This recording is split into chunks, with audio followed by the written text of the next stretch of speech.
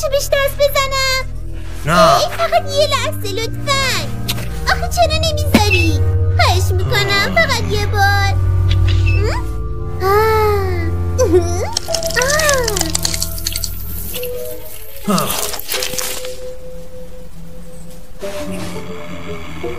ببخشید. هیچ آدم زنده ای نباید به این دست بزنه. نمیخواستم اینطوری بشه. حالا باید یکی دیگه پیدا کنم. صبر کن، من میدونم کجا رو باید بگردیم تا پیداش کنیم. دنبالم بیا.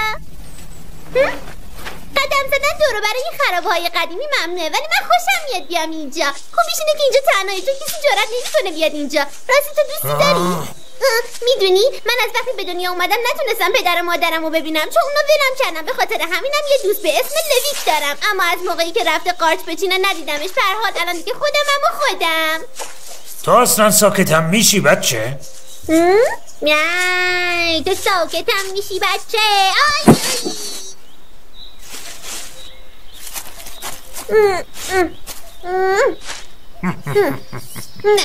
هی خنده‌دار نبود.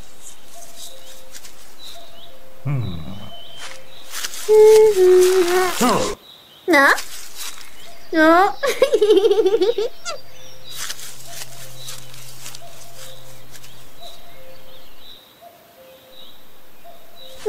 دیگه رسیدیم، درست اون طرف جاده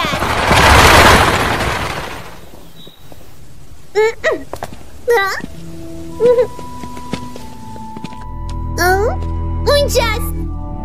زیباست مگه نه؟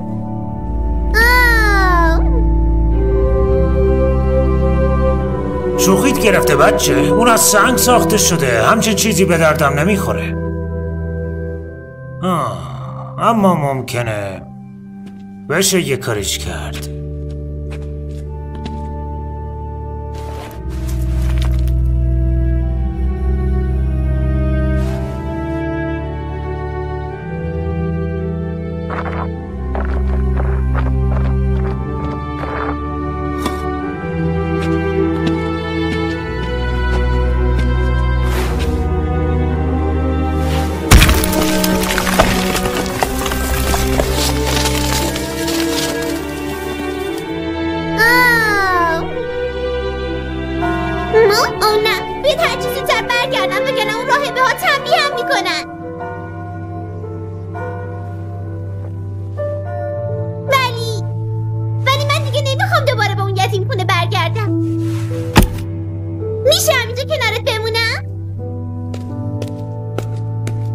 نه نمیشه، من کاری دارم که باید تمومش کنم، میفهمی؟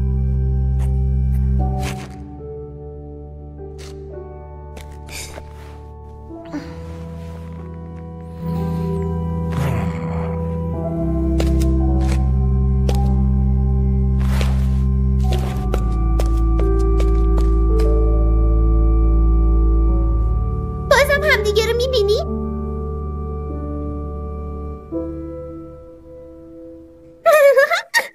یه روزی شاید.